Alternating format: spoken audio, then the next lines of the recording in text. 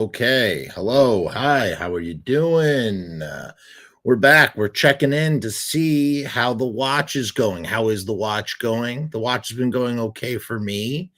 Um, I will say that I think I've been a little less prolific this year than I have in previous years. I don't know, just a confluence of confluences that just make it harder to really sit down and get those numbers up. I am ahead of the curve, but only slightly. I think I have a 2 movie lead right now, which is kind of pathetic considering what I've managed to do in years past. It is what it is, and that's all that it is. No, I've been having a good time. I thought I was going to be watching a lot more new stuff, but that's what always happens. I end up coming across things that I'm just like, man, I haven't seen that in a long time. I really want to check that out, and it's been a million years, so I want to rewatch that. So I end up rewatching things that I normally would pass over, and comfort. Some of it's comfort, some of it's not. I don't know. Who knows? Who knows? Who knows? But before we get started, let's take a quick moment just to talk about our sponsor. That is the fantastic, fabulous Riot Stickers, riotstickers.com. If you need stickers, the best place to go is riotstickers.com, where you can get 1,000 stickers for $79. When you go to riotstickers.com/Frumess, that's FRUMESS, free shipping, 3-inch by 3-inch stickers. They printed on vinyl, which makes them weatherproof. They have a UV coating that protects them from the sun and other types of weather, UV rays that try to come and seep into the colors and make the colors run. These colors do not run. Is that like a? I don't think we're allowed to say that. I think it's a. Wait, no, that's not a. Hold on. I don't know. I don't. Just don't listen to me. Don't listen to me. Don't listen to anything I'm saying. I don't know what I'm saying right now. Yeah, Riot Stickers. Link is down in the description. You know what to do. Check them out. Get 1,000 stickers. If you got a movie, if you got a band, if you got a film project, an art project, that's the best way to promote something. Slap a sticker. Slap a sticker on your boss's car, because why not? You know what I'm saying? Riot Stickers, we are the bomb. Riot Stickers, we are the bomb. RiotStickers.com. We are the bomb. Riot Stickers, we are the bomb. Riot Stickers, we are the bomb. RiotStickers.com. We are the bomb. We are the bomb. We are the bomb. We are the bomb. Yeah, baby. Yeah, baby. Yeah, that's a promise. That is a promise. Okay, so time to dive into what we have been watching. What have I been watching? I want to hear what you've been watching too. Like, you let me know. We're going to start off with a movie that I found on Hulu. Okay. So I found this on Hulu. It's called I Don't Understand You. It's from 2024, directed by Brian Crano and David Joseph Craig. Their Italian getaway. They're killing it. Stranded in rural Italy without transportation or language skills, an American couple on the verge of adopting tries to reconnect during a disastrous vacation as their fears and relationship problems threaten to boil over. So this is one of those movies that, okay, so it was a good movie. This was a good movie, but the tone, man, the tone suggested that it might have been much more of a horror film than it was. And if the tone had slightly shifted, it would have been a straight horror film. Instead, it's more like lighthearted. It kind of like veers too far into comedy. You have Nick Kroll, who is hilarious, incredible comedian, and his husband in this is Andrew Ranellis, and they're a fun couple. They make a fun couple, and they have a surrogate mom played by Amanda Siegfried. Siegfried, is that? I don't know how you say her name. God damn it. And Yeah, I'm like reflecting on it. Like while I was watching it, I was into it, but I'm reflecting on it. I'm like, man, that movie was not, it really wasn't that much of a horror movie. A lot of people do die. It's like, it's a series of unfortunate accidents, one after another. It kind of reminded me a little bit of Calvaire, which means the ordeal in French, I think. Is it Danish film or is it? No, it's from Luxembourg, maybe. Came out 21 years ago.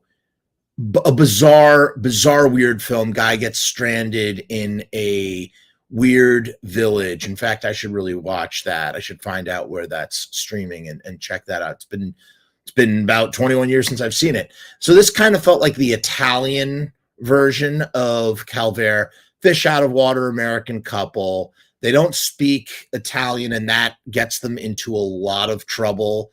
And we, the audience, we're aware, we're watching the misunderstandings take place, and some of them are really silly misunderstandings, and the stakes are high because they're soon to be dads, and they're on like a baby moon, and they have to get to their soon to be born son before the authorities can catch up with them.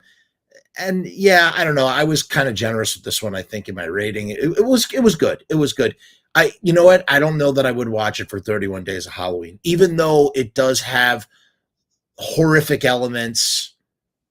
God, I'm trying to think of what the tone really suggests. It's firmly comedy.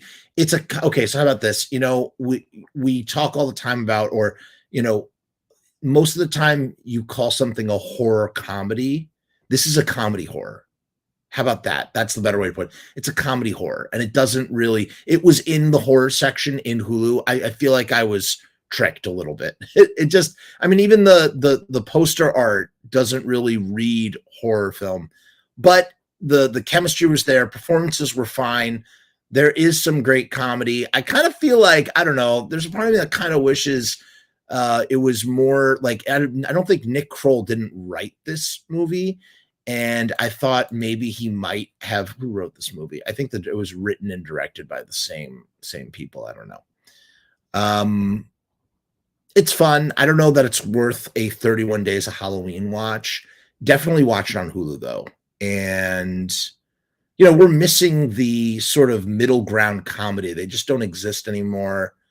This is a comedy. You know what this is? I'm at a loss for words.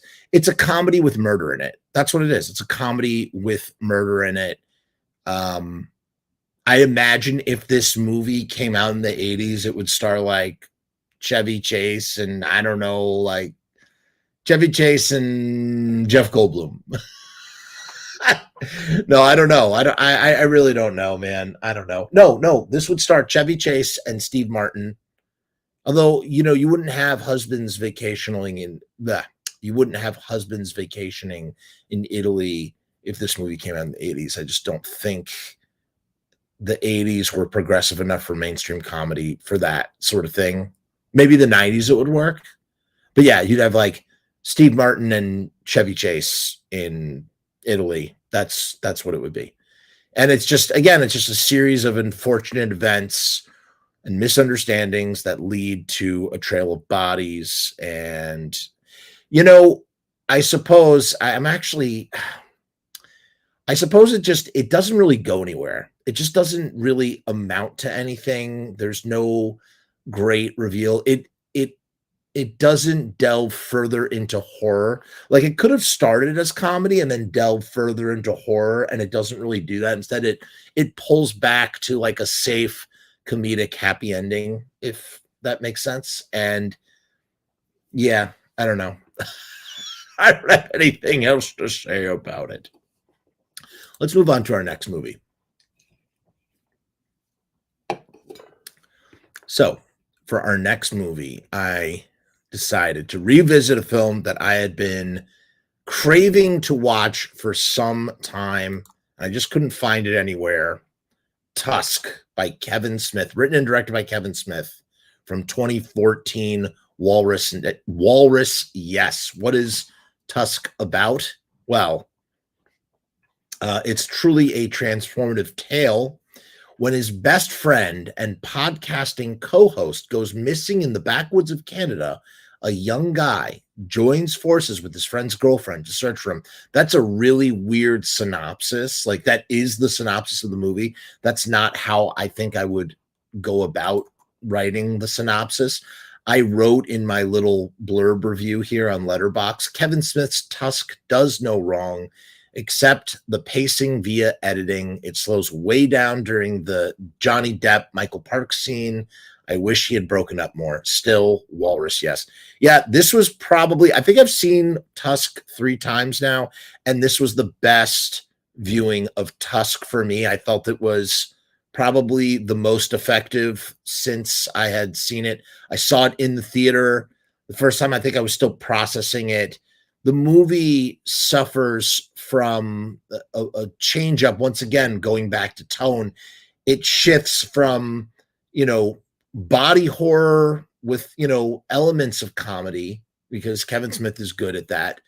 And then he gets mired. He gets stuck in like these scenes with Johnny Depp with a penis nose playing Guy Lapointe, who's a detective, and Michael Parks as Howland Howe. And, Michael Parks can chew any scene, and he's really good at delivering Kevin Smith dialogue. He does a great job. He was really great in Red State. I have a lot of love for Tusk. Before I eviscerate it a little bit, I have a lot of love for Tusk because I think it's one of Kevin Smith's most original movies since his View Askew universe. He veered away from trying to sort of chase the comedic dragon that was, the golden box office that he was hoping to cash in on. He was watching Judd Apatow movies do big business, and then he's like, oh, I got a Judd Apatow star. I got Seth Rogen, and my movie is called Zach and Miri Make a Porno, and I'm going to make, finally get the big box office, downfall, windfall. I'm going to get the big box office break that I've always wanted and desired. When in reality, Kevin Smith's success doesn't really come from that. You know what I mean? But he always wanted it. I think he always saw it as like a validation.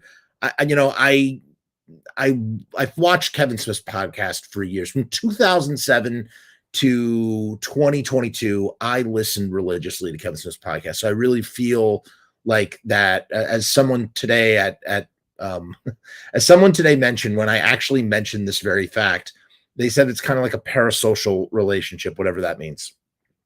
In that, I felt like I was in the room with these guys, even though I couldn't talk to them. And so I watched Kevin go on his Tusk journey in real time. I was listening in real time when they came up with the idea for Tusk. In an episode, him and Scotty Moe were sitting there and discussing and figuring out, this movie was birthed from a podcast, and for some reason people hate it for that. Now I just never understand why. I love that. I love the incredible creativity that came from Smodcast. You know what I mean? So much sort of steamed forth. And Kevin Smith's most respectable swings as an artist were during this time. He was being dashing and daring and experimental. He wasn't trying to play it Smith. He wasn't trying to play it, I said Smith. He wasn't trying to play it safe with like a, toilet humor comedy. And he had already returned to the well, as he used to call it, going back to the well. He had already done Clerks 2, and he did Jay and Silent Bob Strike Back, and he was trying to move away from that, but he didn't really know what he was as a filmmaker. And I think he's finally found his place. He's just sort of like he's a polymath that does a lot of stuff, and he still makes films, and he is just aiming to shoot fish in a barrel with his own audience. That really is his bread and butter. He doesn't have to win anybody over. He's always going to hit the nail on the mark because his audience loves him, but still he'll go through and, whenever a new movie comes out, he'll sit there and he'll, defend the movie to the, nth degree because they're like his children. And I completely understand it because I've made movies and those movies are like my children. And I get it. We're very protective. We love our children, no matter how imperfect they might be. And so, to bring it back round to Tusk, Tusk's big sin is that, Kevin Smith is his own editor, and he just like eviscerates the pacing by giving us these really long, very self-indulgent comedic scenes. And the reality is they could have broken it up, man. You could have even started, you could take the scene where it's Depp and Parks. You could take that scene and literally have it at the beginning, a little bit disjointed, and then it comes full circle when we realize that it's Guy Lapointe and Howard Howe. You know what I mean? There's a way to sort of break it up better, and he didn't go for that. He didn't do it. But the premise is terrifying. A man is turned into a walrus. I also think we get some flashbacks of Howard Howe and his past, and his walrus friend. I would have liked to have seen a little bit more of that. Maybe it could have been done as like sort of pen and ink old-timey sketches, instead of giving us these black and white flashbacks that we get, because those feel a little cheap. And this would have been a little bit more fitting with the low budget, and it would have absolutely still captured our imagination. This is armchair quarterbacking right now. I know that. But man, like, Tusk is original, and it came from an original place, an organic place. It came from the heart. Sure, it recycles certain tropes, and some of the dialogue is a little goofy, a little expository. Some of it doesn't work very well, but it's so wonderful to watch Kevin Smith like taking these big, bold swings. This is reminiscent of the punk rock Kevin Smith from the 90s, who was making Clerks and Mallrats and Chasing Amy. And frankly, I think Tusk fits along just fine in that canon, in the humor and the humor of it. And then he would do Yoga Hosers, and people got angry at him for doing Yoga Hosers. But I got to tell you, man, I like Yoga Hosers too. It's not perfect, but like these movies are quirky and unique and fresh. And I'll take 1,000 Tusks before you give me another, Jay and Silent Bob reboot, which, again, Kevin, I say this with the utmost love. I love you, bro. I love you, man. You are like, you mean so much to me. But, the reality is Jay and Silent Bob reboot does not work for me, man. I know it works for the core audience. I know it's a collection, a collage of scenes that just, all kind of exist together. And Clerks 3 doesn't work for me either, man. Frankly, I think the stronger movie by far is Clerks 2. Clerks 2 and Clerks, they kind of work as like bookends. This is going to turn into a Kevin Smith podcast, because I could talk about his work and his career all day and all night. And I have with my buddy Bob Rose. We've talked in depth about Kevin Smith, and that's where some of these thoughts have actually come from. But yeah, man, Tusk, this asshole played by Justin Long, he's a podcaster, and he's the type of guy who you just like are waiting for him to get his just desserts.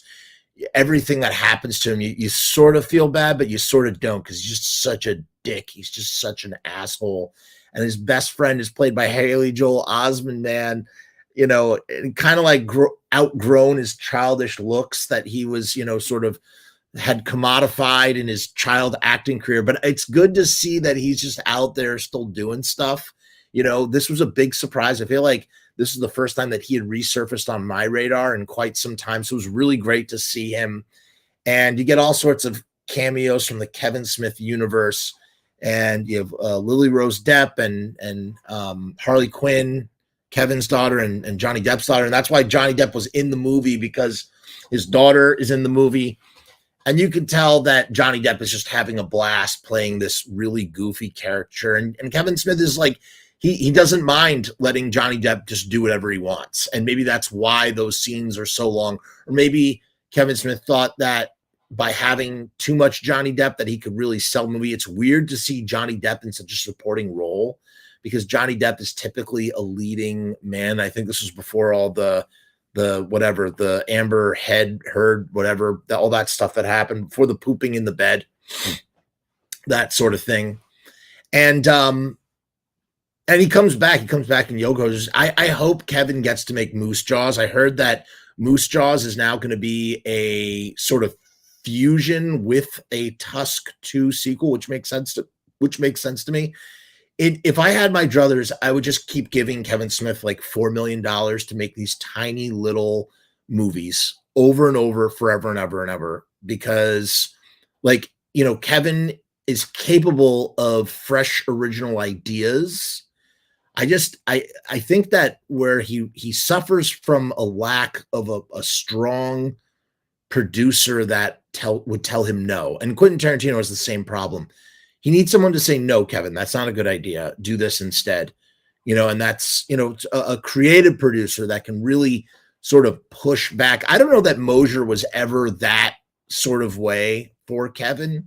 Mosier was a guy who just made things happen, and he eventually got sick and tired of doing that, and he bounced. But and they remained friends, and they did Smodcast together.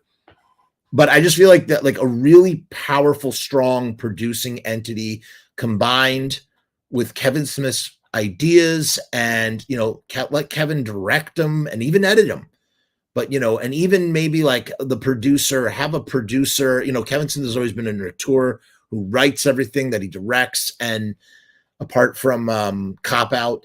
But I want to see him. I want to see him get back to this. I don't want Mallrats 2. I don't want Clerks 4. I don't want Jay and Silent Bob Store Wars. He does those because he can sell them. He can pre-sell them. He can pre-sell those movies and get his budget back before it's even done any business. You know what I mean? He plays around in the safe pool because, frankly, he's been burned, man. He's been burned in a lot of ways. But his most daring and brash period was when he was doing Yoga Hosers and Tusk and Red State, his horror trilogy, I guess, his unofficial horror trilogy. Red State has balls, man. Red State, and Michael Parks is just phenomenal. He's kinetic in it. And so, and he's kinetic in Tusk, which just goes, I mean, there's no point in even describing to you what happens in Tusk. A man gets turned into a walrus. That's what happens. And if you listen to the original podcast, that's pretty much exactly what happens. He does it beat for beat. So what started off as like this stoner joke on a podcast became a feature-length film, co-produced by A24. And I love that. And he wanted, he said he was always going to make Tusk, but he set up this hashtag, I remember, Walrus Yes. And you know what? My name is somewhere in those credits. My name, I don't know that, I think as long as Tusk has those credits, yeah. I didn't think they cut them off. Somewhere in those credits is my name because I did hashtag Walrus Yes. I was put in the credits of Tusk. So, yeah, I remember that. I think, yeah, I'm in somewhere in those special credits. But I think at some point they cut them off, like they cut it off for the running time. I don't know. Who fucking knows? I don't fucking know. In any case, if you've never seen Tusk, you absolutely should. You shouldn't be listening to this. You just be watching Tusk because it's just fucking bananas. Absolutely bananas, off the wall, insanity. And there is some great writing. There's some really great writing, and there's some really sort of forced writing. And it comes from, I think, Kevin Smith being in sort of like an echo chamber. A lot of these filmmakers, they're in echo chambers. They need, if they're going to be the sole writer, you need someone like a creative producer to be bouncing your ideas off. And frankly, I want to say the same for Tarantino. At least I used to feel that way about Tarantino. I don't think I feel that way anymore. In my conversations with Bob Rose, my friend Bob Rose, one thing has become incredibly clear. It would be really interesting to me to see Kevin Smith team up with Robert Rodriguez. Let Robert Rodriguez direct a Kevin Smith script, or let Robert Rodriguez produce a written and directed by Kevin Smith movie. That would be fresh and interesting. And I think the sum would be so much better than its parts, right? It'd be more powerful than anything that Robert Rodriguez would be able to do, and more powerful than anything Kevin Smith would be able to do. Really, I believe that. That's something I would want to see. I digress. Okay.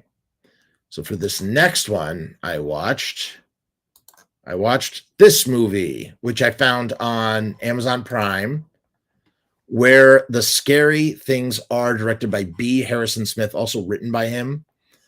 They were looking for trouble, but trouble found them. Ignore the key art here is not great. It's not great. In fact, the key art is what initially made me skip over it. And then I came back because I was sort of hooked by the synopsis. I think I go by, I mean, it's weird. It's a weird balance of like synopsis and poster art that helped me to decide what to watch. I never watch trailers. I don't ever want to see a trailer. I'm more likely to skip a movie if I watch a trailer because I'm like, I've either seen the movie in the trailer or I find some reason to justify why I shouldn't watch it. So the synopsis here is they went looking for trouble, but trouble found them. The horror begins as Ayla and her high school friends discover a hideous, semi-human mutant. They keep it prisoner while shooting repulsive viral videos, but the gang's hunger for likes drives them to film the beast performing murderous acts. One of the boys sees that Ayla is using the monster's gruesome violence to settle her own vendettas. He threatens to tell authorities, but is he too late to save his friends? That is not the synopsis that I read on Amazon Prime. That synopsis is way too spoilery for this movie. The movie is very incoherent. I'm not going to lie. But there was enough of a hook. I was kind of had this feeling that this was kind of going to go in like Dead Girl kind of territory, or the unproduced Dead Girl 2 script, which is such a great story where the dead girl is really weaponized in a way that they do in this movie. In a weird kind of way, this movie almost carries on what Dead Girl 2 could have been a little bit. The monster is the other. I was going to turn it off when I was like watching. I'm like, I can't get into this. Just wasn't connecting for me. And then I saw the monster. The monster very much looks like the Tar Man. It's like a Tar Man monster in this abandoned amusement park. And these kids are fucking weird. They're fucking weird. It's worth a watch. It's absolutely worth a watch, but not because it's overtly good, but because it's just so friggin' weird. And the overacting, there's a lot of overacting. The kids overact, I'm sorry to say. They hang out at this amusement park. It's weird. They make viral videos. There's this teacher. They feed people to the monster, which is also very much like The Pit. So it does have that vibe. I kind of wish the movie was 80 minutes long. If the movie was 80 minutes long, it really would have been so much better. There's a lot of stuff you could have cut out there. And there's like, I don't know, man. It was really weird. And one by one, they're all taken out by the monster, who his name is Lockjaw. And they're it really what really hooked me in was like I love the way that they're abusing the monster, and the monster looks like the Tar Man. I'm like, this is kind of cool. In fact, in a weird way, like you can almost make this the adjacent. There's like an intersectionality where Dead Girl and like some sort of side quill or spin-off to Return of the Living Dead could cross over in that way. That's a pretty good selling point for me. If I was selling this to the Jeff, if I time traveled and sold this to the Jeff who hadn't seen this movie, that's how I would pitch it. The production values are fine. There's enough in there that, despite some of the rough edges, that kept me intrigued enough to get to the end. Ultimately, when I got to the end, I didn't think that the juice was worth the squeeze, but I'm glad I did it. And I would recommend anybody do it, especially if you're just looking for something that is, not overtly conventional. It's not Halloween Michael Myers. It's a weird genre film about a monster, and it's not some monster that you've seen before. So I think on that merit alone, it's worth a watch on Amazon Prime. Hey, Derpy, how are you? Sabbath Gills says, "What's my favorite flick this season so far?" I don't know if I have one, man. I don't know. I'd have to look over my diary and really see. Some films I'm watching that I've seen before, but it's like these have been really good watches of those films. You know what I mean? So that's where the scary things are. Man, I would do a whole upheaval to the marketing of that movie to make it a little bit more enticing, because that movie could get away with what it is if it was just a little bit more enticing, and it's just not, unfortunately. Next up, boom, American Werewolf in London. So I had the Arrow Blu-ray that I bought. I went on an Arrow shopping spree, I want to say like 2 years ago. And I was like, oh, I should pick up American Werewolf. I was picking up things that had a lot of bonus features because that I could really like delve into that. I really miss that. That's one sort of nuance that we have lost in the streaming age. We get things on demand and just endless amounts of, content. I hate to use the word content, the C word, but we are lacking the wonder of popping in a disc and just diving into everything that is the movie. I suppose you have the internet for that now, which is kind of sad to me. Like before we had the internet as the internet is, you would, just explore all of the bonus features. And so I saw that Arrow had this collector's edition. I was like, I gotta have that in my collection. My relationship with American Werewolf in London has grown over the years. When I had first seen it as a kid, I was well aware of the reputation of the werewolf transformation that Rick Baker won an Oscar for, and it is a marvel, and we could talk about it endlessly, but I feel like everybody talks about that endlessly, and that's fine. But I always felt that it was just incredibly overrated. I hate John Landis for a bunch of different reasons, but I hated that John Landis was considered a master of horror for this film, because it's just, I don't know. I just feel like masters of horror have to make lots of horror movies, and he made this one movie, and it is a horror movie, but it's just as much of a comedy. He's a comedy filmmaker doing a horror movie, and it shows. And there is a lot of offbeat, tongue-in-cheek humor in An American Werewolf in London.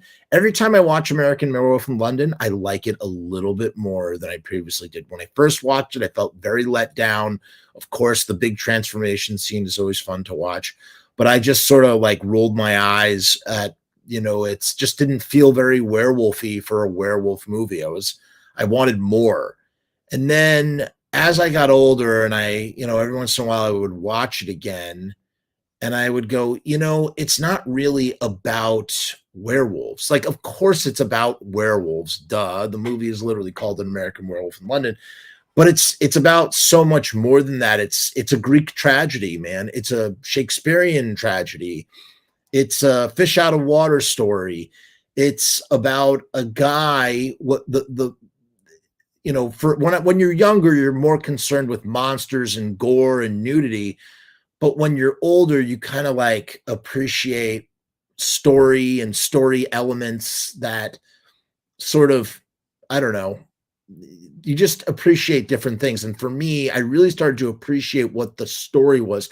The story, you could make it about any monster. The story is about a man who is afflicted with a curse, and he's visited by these apparitions of the people that he's killed, who basically say, if you don't end yourself, you're just going to keep killing. It's kind of like Macbeth, man. Like there's this weird, so it's like a prophecy, you know what I mean? And that to me is just really interesting. And he doesn't understand that his fate is sealed. And what's amazing is John Landis tells us the fate of these guys in the opening scene, in the opening frame. They get out of a truck bed full of sheep. They're sheep for the slaughter. They go to the slaughtered lamb. There's just a lot of, metaphor and foreshadowing and subtext. And that's what makes the writing really good. So John Landis, no matter what I feel about John Landis as a person, John Landis is a masterful filmmaker, and this is a masterpiece. It really is. And it's I would say it's as much of a ghost story as it is a werewolf story, because he's haunted by the ghosts of his actions. The ghosts kind of represent his conscience, and they're driving him. The horror is not just in his transformation as a werewolf. The horror is that he is doomed. Like, he is sufficiently doomed because he doesn't want to be this thing. And he has these apparitions that know this before he knows it. So they're like, you need to take care of yourself before the next full moon. And it's kind of like, hey, I'm a young guy. I survived this werewolf attack. I'm still alive. Like, I'm in love. I met this nurse. Like, I don't want to deal with any of this. And he doesn't have a choice. He doesn't have a choice. And, there were little things I noticed. The idea of Beauty and the Beast, right? That runs through like all Universal horror films. And, John Landis, he's taking all the mythology that was established in the Universal horror cycle with Lon Chaney Jr., and he's basically doing a neo werewolf movie. You have it's interesting because there is a movie called The Werewolf in London, I think, or right? Isn't there a movie called The Werewolf in London? And he just added an American to it. So an American werewolf in London. Let me see. The Werewolf. It's called The Werewolf of London, I think. Werewolves of London. No. Werewolf of London. That's what it's called. So he just added an American werewolf in London. So it's kind of like a play on that, which I think is great. Really great. And what's it about? What's it about? From the director of Animal House, A Different Kind of Animal, American tourists David and Jack are savaged by an unidentified vicious animal whilst hiking on the Yorkshire moors. And the villagers, they say, stay off the moors. Stay on the road, stay off the moors. Retiring to the home of a beautiful nurse to recuperate, David soon experiences disturbing changes to his mind and his body. So it's a werewolf movie, but as I said, it's also a ghost movie, but it's also a body horror movie, because his body is sort of turning against him. And, the centerpiece is the transformation. It's kind of interesting. This is a weird thing to say. But if you look at the movie structurally, I would almost say the climax of the movie is actually the werewolf transformation. It's not the end sequence. Everything that happens after that initial werewolf transformation is almost like the aftermath. You know what I mean? It's almost like an epilogue. I know that sounds a little crazy to say.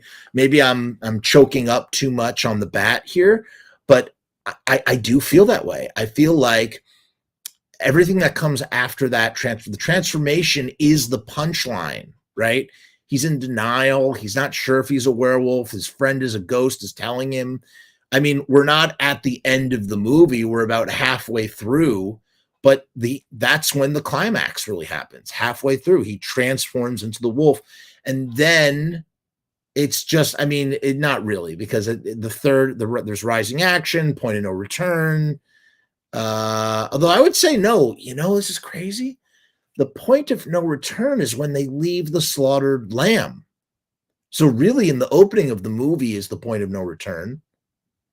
Huh. I didn't ever consider that. And then another aspect that I learned while watching An American Werewolf in London, the bonus features for it, there's one segment about the inherent Jewishness of An American Werewolf in London, and watching it through the Jewish prism for me as a Jew was super profound. This movie is so fucking Jewish. There's so much Jewishness in this movie, but not in the way that you're thinking. In the same way that Dracula has unfortunate Jewish origins that we've talked. I did a whole deep dive about the anti-Semitism of Nosferatu and Dracula. And asterisk here, I love Dracula. I love vampires, but they come from a very problematic place. I won't get into all that now. But in watching this movie, the dream sequence with the Nazi werewolves killing his family, it's like a pogrom, man. It's literally like a pogrom. I never thought about that before. That never crossed my mind. So this movie has so many layers to it, man. So many layers. The way that you have a foreigner in London, it's the same exact thing as Dracula, right? At the end, you have and he's Jewish. They're both Jewish characters. He's a Jew who is in a strange place, and eventually, by the end, because of what he is, a werewolf, he's hunted down. Right. So, in a weird kind of way, yeah, it's just so interesting, man. It really is, really, really, really interesting. Amy's here. Amy, what's up? What's up, Amy? Good to see you. Thank you for the skulls. I hope you're having a wonderful Halloween. Yeah, it's been a heck of a time. I got more shows are coming, especially in November. We'll really be back in the swing of things. I've just been sitting and watching and just checking in right now. Hope you're well, Amy. Good to hear from you. Sabbath says, great take on American Werewolf. Gotta watch. By the way, I loved your video on horror movie threequels. Any chance we're getting a horror movie fourquels featuring Bob Rose anytime soon? Bob has sort of retired from all podcasts. I don't know that he would do it, but I will, just because you said that, I am going to put a call out to Bob Rose and see if I can get him to do it. Let's see. I can't make any promises, but let's see, because it's been a while. Maybe Bob will soften and come out of his shell, and we could get that. I would love to do fourquels. That would be a hell of a lot of fun. All right, let's move on to the next movie. We still got a few left. Okay, so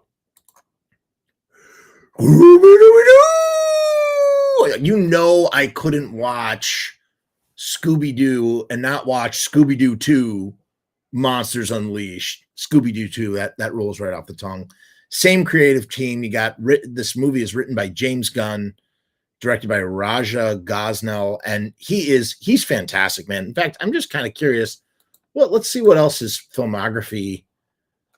He did The Smurfs. He did Never Been Kissed, Home Alone 3, The Smurfs 2, Beverly Hills Chihuahua, Big Mama's House, Yours, Mine's, and Ours, Show Dogs, and Gun the Hotel Bible. Interesting filmography right there. Do the Fright Thing. A masked villain wreaks mayhem on the city of Coolsville with a monster machine that creates real-life versions of Mystery Inc.'s former foes, like the 10,000-volt ghost, the cotton candy glob, the Skeleman, and the pterodactyl ghost. Fred, Daphne, Shaggy, Velma, and Scooby-Doo launch an investigation into the monster outbreak that leaves Shaggy and Scooby questioning their roles in Mystery Inc. Eager to prove their detective skills, the ever-ravenous duo come up with a secret plan to solve the mystery all by themselves. Can the gang unravel their most challenging case? That's a pretty good synopsis. And you got Seth Green is in there. You have Peter Boyle is in there. Seth Green plays Daphne's love interest, and he's a lot more convincing than the weirdo guy that they had in the original Scooby-Doo. I think Daphne is not as queer-coded in the sequel like she was in the first movie. She felt gay as fuck. I mean, she is super fucking gay. In this movie, she's significantly less gay. Like they're making an effort to try and make her more hetero. I think she's, oh my God, Linda Cardellini. I am oh my God, she is so. Sorry, that was really out of character for me. I find her just really, really good looking, and I always had a crush on her. I just think she's great. I really do. And when I was rewatching this, I was just like, wow, like giving me the heart palpitations. she's fantastic. I mean, the ensemble is great, and this is like the last sort of breath of, you know, the 90s teen heartthrobs, you know. And so it kind of feels really good. This is from 2004. It felt really good to revisit these guys. Like, they're just always kind of there waiting for you. Freddie Prinze Jr., Sarah Michelle Gellar, Matthew Lillard. This is the fifth collaboration between Matthew Lillard and Freddie Prinze Jr. And I kind of wish they would reunite the gang for a sequel, have James Gunn write and direct Scooby-Doo 3. You know, we need a trilogy, man. This movie is fantastic. I would say the thing that's hardest to watch is the CGI just does not, the CGI just does not hold up. And for some people, that's not a problem. For others, it is. For me, I can sort of overlook it. There is so much fun, cartoony, goofy. I watched it with the kids. They loved it, you know. So they've now seen both Scooby-Doo movies. And yeah, man, like, it really works very well with the first movie. I wouldn't say that the first one is better than the second one, and the second one is better than the first one. James Gunn does a wonderful job of bringing all those monsters. If you grew up watching the Scooby-Doo cartoons like I did and others, you know, you're like, oh my God, I know that one. I know that one. I know that one. And it's just so fun to see them represented on the big screen. There's a lot of like slapstick, crazy, goofy action. It's just so fucking fun, man. It really is. And there'll never be a better friggin' Shaggy than Matthew Lillard. And there's a whole scene where Scoob is dancing with an afro wig. It's just so funny, man. And then at the end of the movie, they had Ruben Studdard, who was like the big American Idol. Remember him from American Idol? I'm sorry for 2004. So you have Ruben Studdard singing the song at the end, which is hilarious. And it's funny because they had Sugar Ray. I forgot to mention that. They had Sugar Ray in the first Scooby-Doo movie. Huh? How about that? They had Sugar Ray. With Mark McGrath. And what's his face? What's his face is in it too? Mr. Bean. But we already talked about that. Yeah, so this one, and you have Alicia Silverstone. She's in it. She plays a reporter. And the opening sequence is just fantastic. They're in a museum. The production design is great. Coolsville is really fun. I mean, I have no notes, man. It's perfect. It's really just a wonderful, fun follow-up sequel. It's just a shame that they weren't able to do the third one. And but I'm very happy. I take solace in knowing that we had these two wonderful, wonderful movies that really capture an era, right? They capture a time. And yeah, Amy says, yay, I can't wait. American Werewolf is a classic. Amy, you know it. You know it. And I like American Werewolf in Paris. A lot of people hate it. I like it. Soundtrack's great. You got fucking Bush with Mouth, the song Mouth, which is really great. That tied into movie. Sabbath says, please do. Even if it's just you, man, love the format.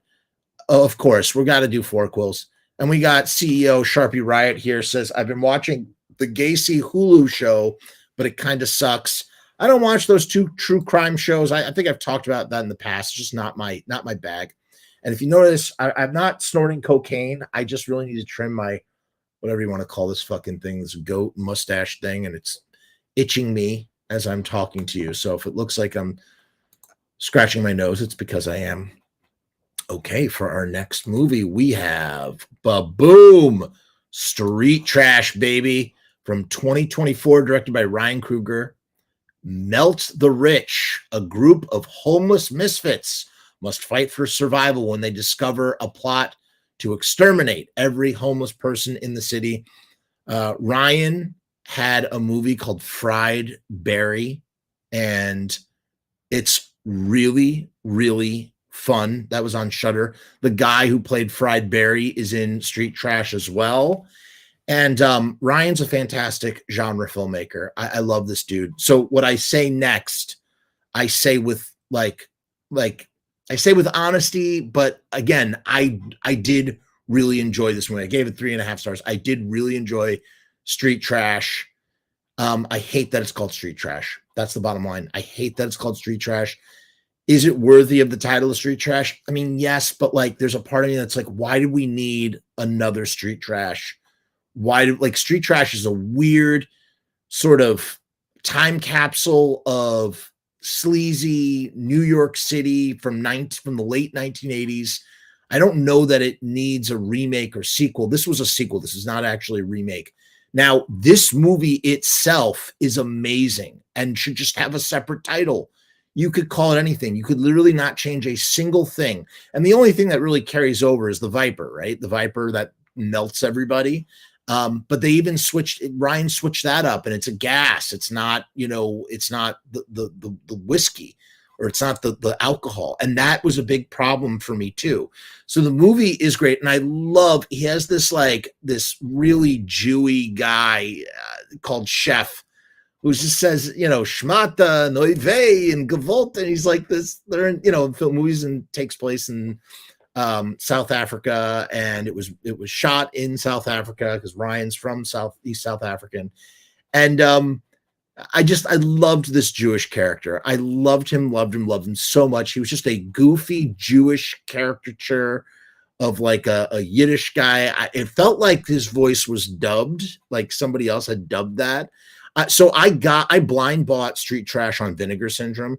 I had been anticipating this film for quite a while. I had Frank Farrell, the producer of the original Street Trash, one of the producers of the original Street Trash, on my show, and we talked about the original Street Trash for about 30 something minutes, and it's somewhere on the channel.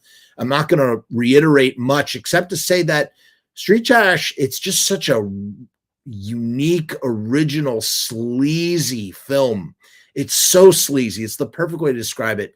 It's gross, and frankly, it's unparalleled.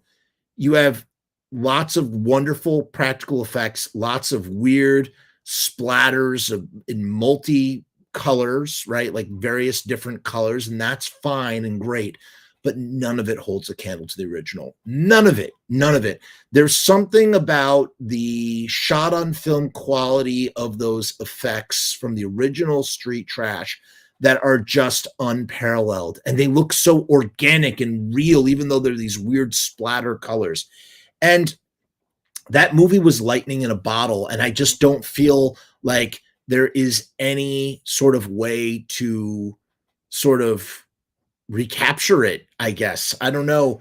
And if you are going to recapture it, I don't know if this was the best way. So my problem is not with the movie itself. The movie is perfectly fine.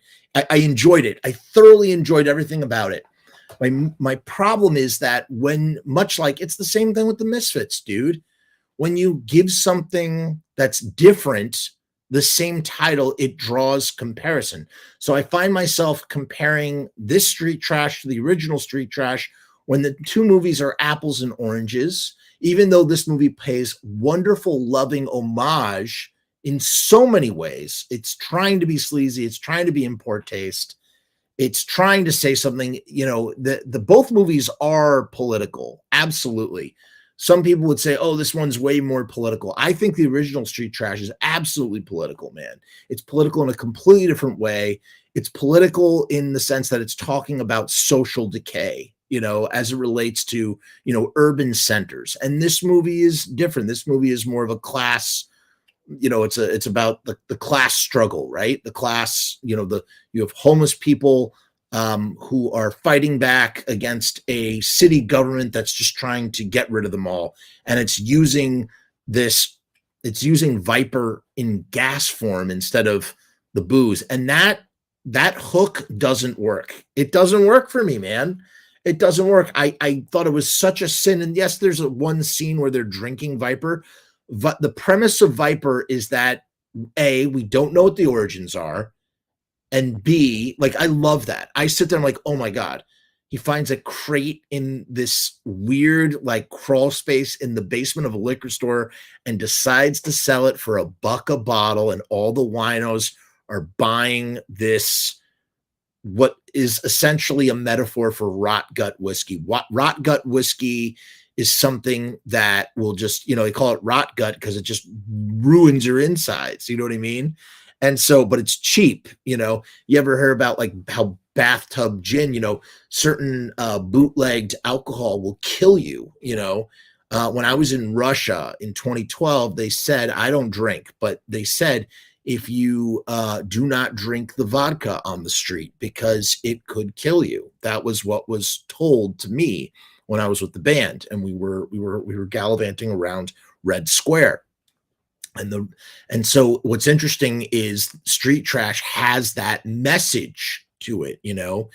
Alcohol kills the homeless, you know. It's there, it's all there.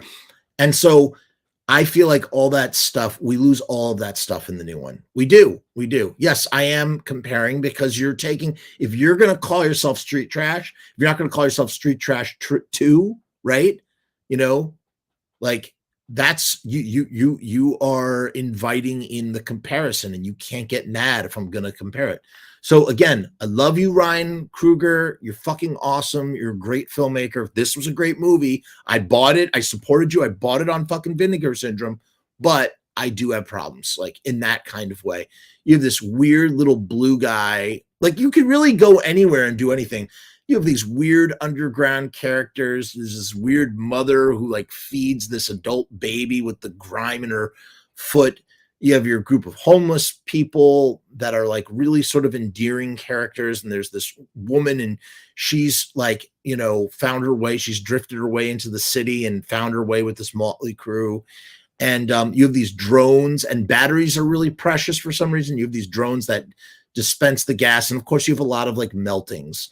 Now, okay, here is my opinion of what a true lost opportunity for a street trash story to go alongside the first one. You do a street trash prequel. You can set it in the Old West. You could set it in like early, like Gangs of New York style New York City, and that's how the crate of Viper ends up, you know, down in the basement or whatever. You can explain it. So that's what I'm saying. Tell the story. Give us the origin story, even though like I love the how fun it is that we don't know where Viper comes from. Give us the origin story, but make it a period piece and just have everybody melt out, man. Just same sort of way.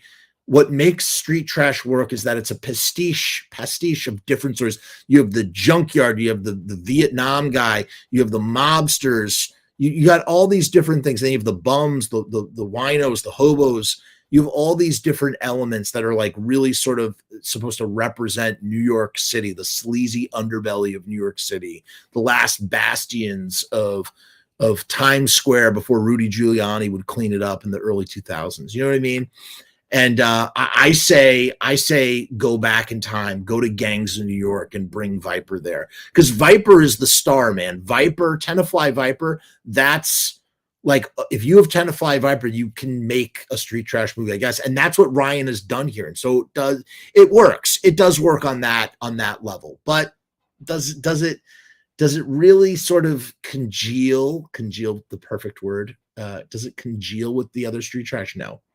And so because Street Trash, the original, is so fucking great, I find myself comparing this remake, which is perfectly fine, or this sequel, which is perfectly fine. Call it Melt the Rich. Literally, here's your subtitle. Literally call it Melt the Rich. You could do that. You know what I mean? It would totally work. Amy says, is Street Trash like Savage Streets, the Grindhouse Sleaze? Amy, it sounds like you were asking a question. I don't know if you are, because you put the is at the beginning of that sentence. You know, I haven't seen Savage Streets, so I couldn't tell you.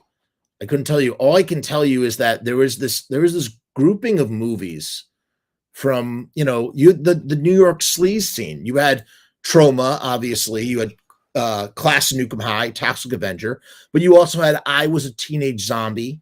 You had the Frank Henenlotter films, so you had Brain Damage, you had Frankenhooker, and you had the Basket Case series. And then you also had Slime City Massacre, or Slime City it was called, directed by Gregory Lamberson, who also helped out on Brain Damage and also worked on, I think he worked on Street Trash. And then you also have Street Trash. So you have all these movies, and so you have a lot of actors that overlap. So the manager of the junkyard here, Pat, whatever his name is, the fat guy, he's the mayor of Tromaville, who's also in Class Newcomb High. And then you have what's his face, James, whatever. He plays Jeffrey Franken in Frankenhooker. And then you have, I'm trying to think who else. You just have like a lot of sort of overlap. I fucking love Street Trash, dude. Absolutely could not recommend Street Trash 2024 enough. Totally worth a watch. It's streaming for free on Amazon Prime. Just for the splatter effects alone are fun, but they're just, I don't know. They don't have the same heart as the original. I can't explain why. It's like, oh, it's a Street Trash movie, so we have to have like multicolored goo coming out. It just doesn't feel, there's no agency to the melting. I felt like the original, there was an agency to the melting, even if the plot is kind of scattered and disjointed.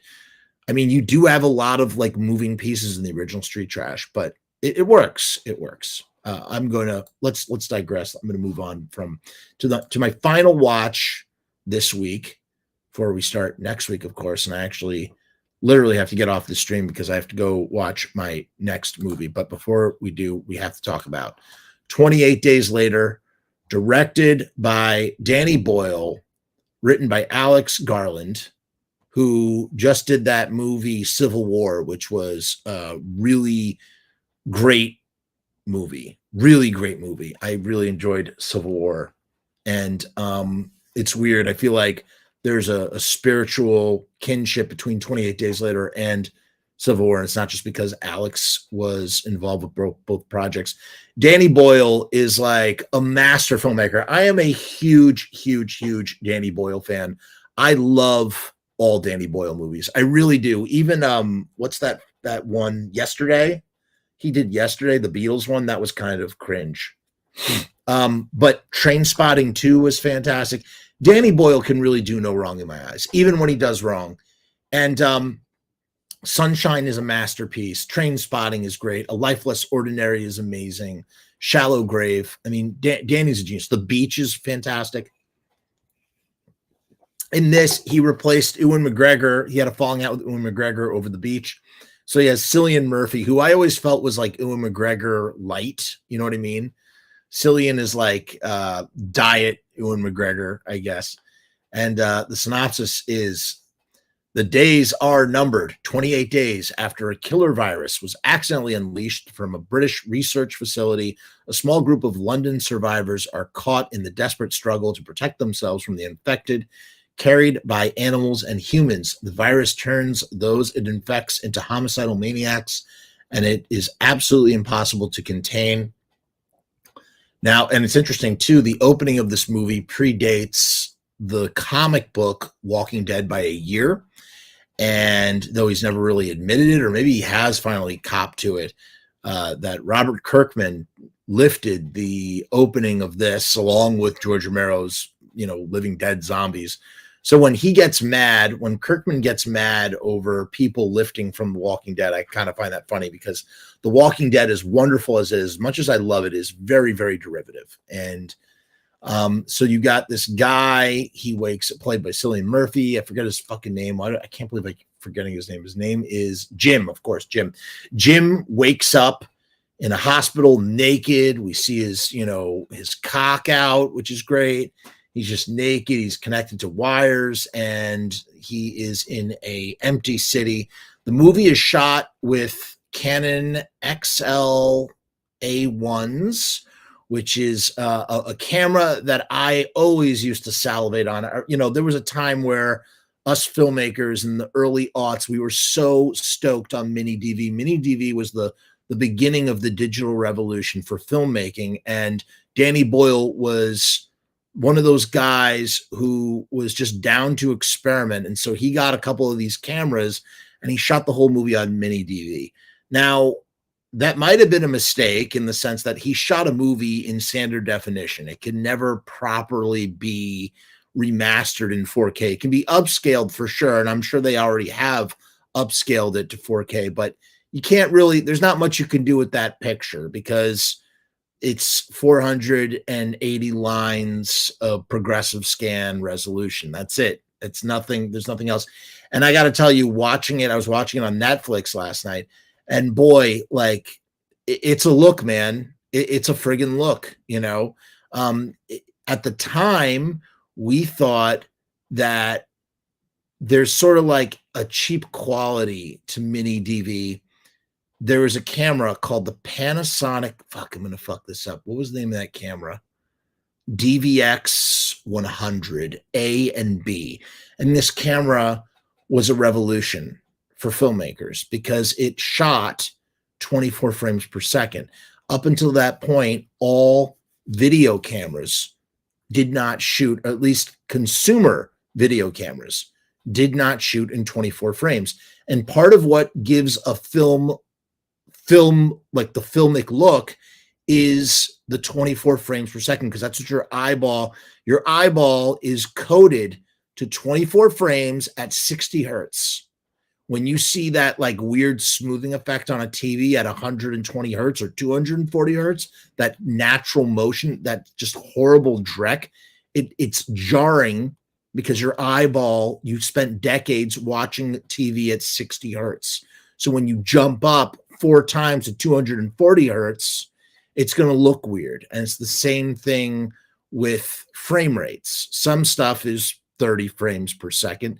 Usually, videographer stuff, documentary stuff could be 30 frames per second, but film movies it's 24 frames per second. So, we all got them. I had a DV camera. Oh my God, the things I shot with my DV camera.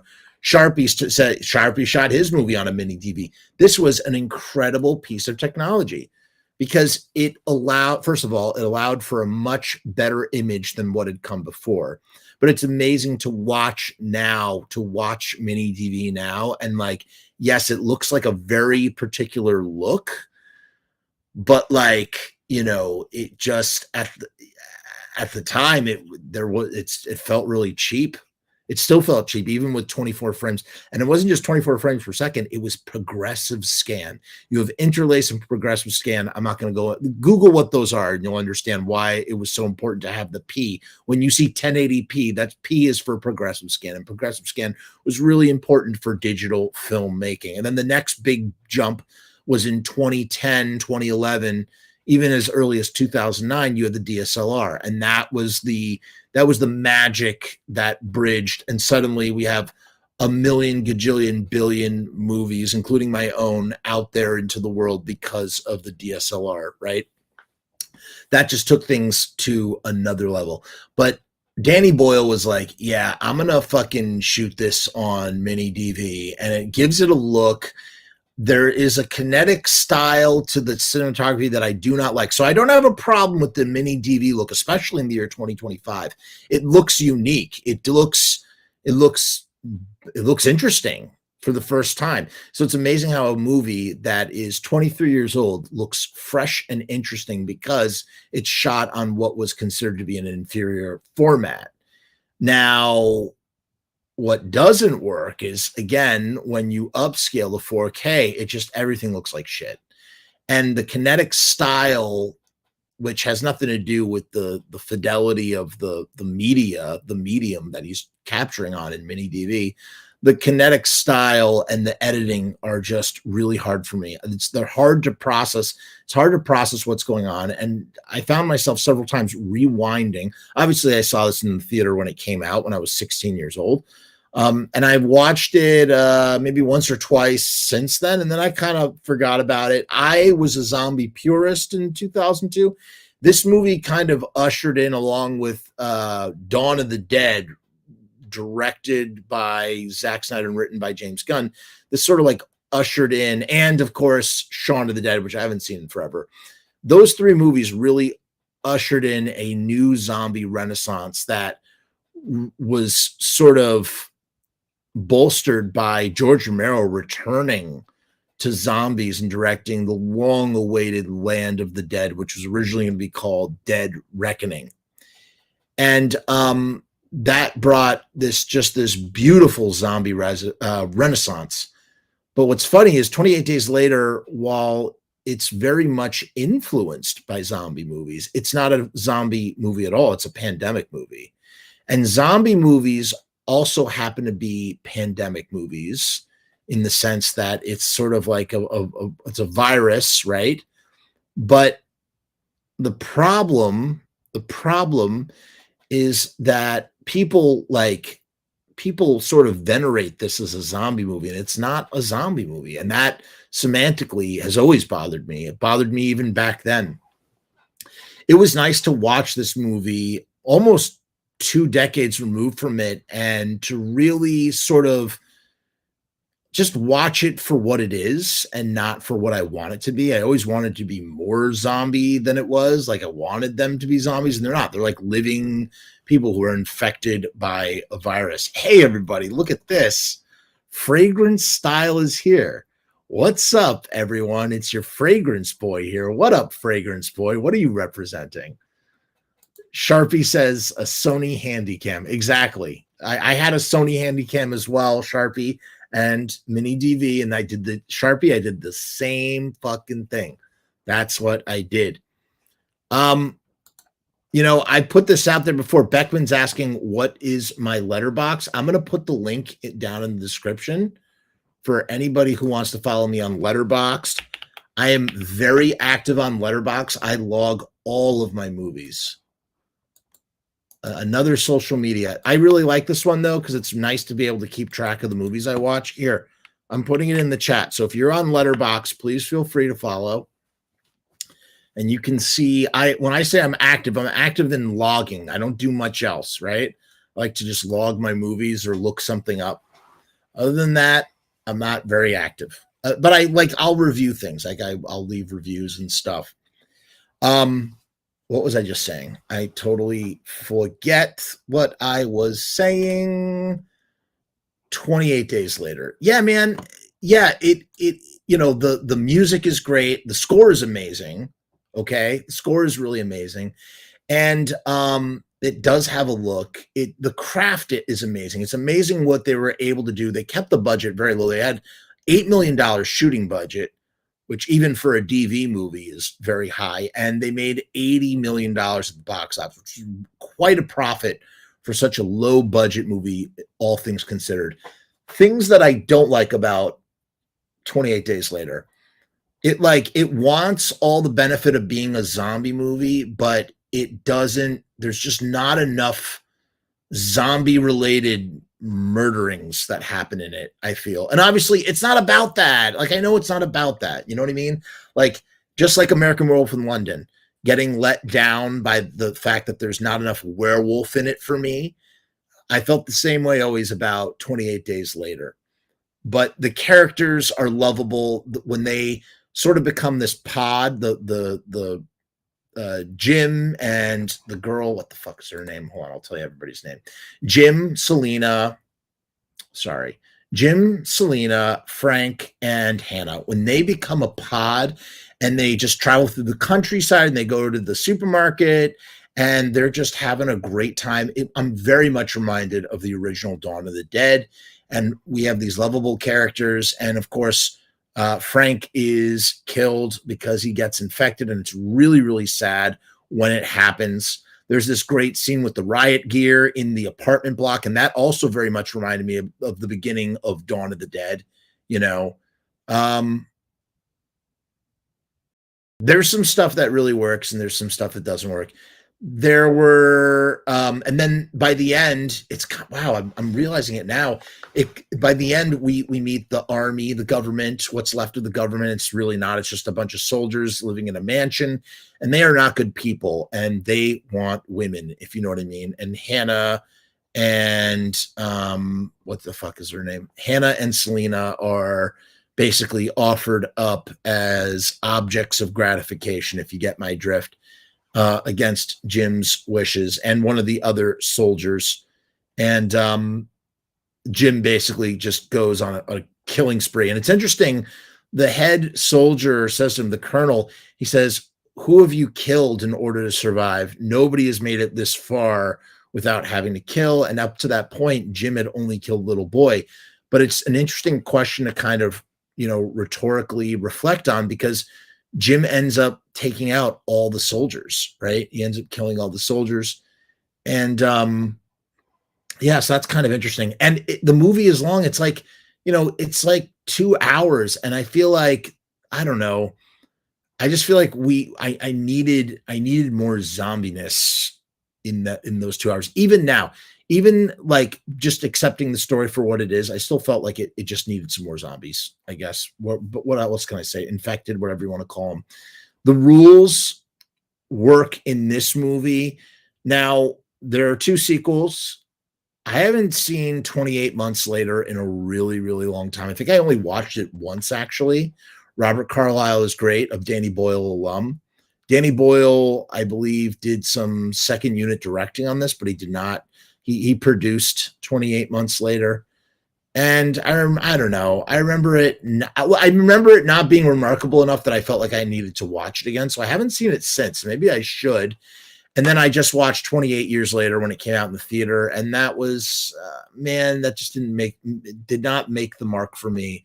The world building was fine, but the rules were weird. I didn't understand. Like, this is where they needed to be undead, right? Like, they needed to be undead, because the fact that they were still infected 28 years later, it just doesn't work. In fact, the original, the happy ending of 28 Days Later is that the infected starve. The colonel says, I wonder how long it takes them to starve. And in 28 days, they all starve, or most of them starve. And they kind of, in 28 years later, they kind of like try to like, explain how and what. But like, this woman, she gives birth to a kid who's not infected. It got stupid. It got stupid. Still, 28 Days Later, I mean, this movie had a big impact, and it is a beloved genre film. I don't have negative things to say about it. I like it. I think it's a good movie. If you've never seen it, you absolutely should watch it. I just think that there are certain considerations in regards to what kind of movie it is. It's not a zombie movie. What used to bother me about it is that people would regale it as this like revolutionary zombie movie. And it was just, it was a bunch of fucking tourists who, didn't spend the 90s obsessing over zombies the way so many of us had. I mean, I was fucking obsessed with zombies. And all of a sudden, zombies came into fucking, they came into fashion at first with this.